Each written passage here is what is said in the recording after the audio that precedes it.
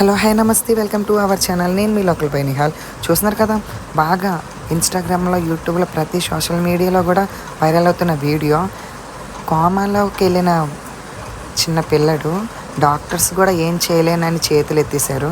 అలాంటి స్టేజ్లో ఉండి తన తండ్రి ఆ పిల్లల్ని ఎలాగైనా బతికించుకోవాలని తను జగన్నాథ స్వామి టెంపుల్కి అయితే తీసుకుని వెళ్ళారు. ఆ జగన్నాథ స్వామి టెంపుల్కి తీసుకొని చాలామంది అంటే అడ్డుకున్నారంట.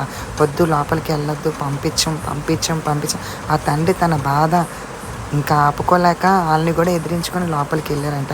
లోపలికి వెళ్ళగానే పాదాల దగ్గర దేవుడు ముందు పెట్టగానే దేవుడు ఒక్కసారిగా పిల్లడు కదిలాడంట, చేతులు కదిలాయంట. ఎంత మనం చెప్తుంటేనే ఎంత మన ఒళ్ళు గూస్ బంప్స్ లాగా టక్కుమని వస్తుందో. చాలామంది అక్కడ ఉన్న వాళ్ళు అయితే మటుకు ఇంకెలాగా ఫీల్ అయి ఉంటారో. నిజంగా దేవుడు ఉన్నాడా చూస్తున్నారా? దేవుడు లేరు అని చాలామంది అంటారు, కానీ దేవుడు ఉన్నారా లేదా ఈ వీడియో చూస్తే మీకు చాలామందికి తెలుస్తుంది. దేవుడు ఎక్కడో లేరండి, మనలోనే ఉన్నారు. అది మనకి తెలియట్లేదు. దేవుడు అక్కడ కాదు, మన భక్తితో మన మనసుతో దేవుని పిలిస్తే మన ముందు వచ్చి నించుంటాడు.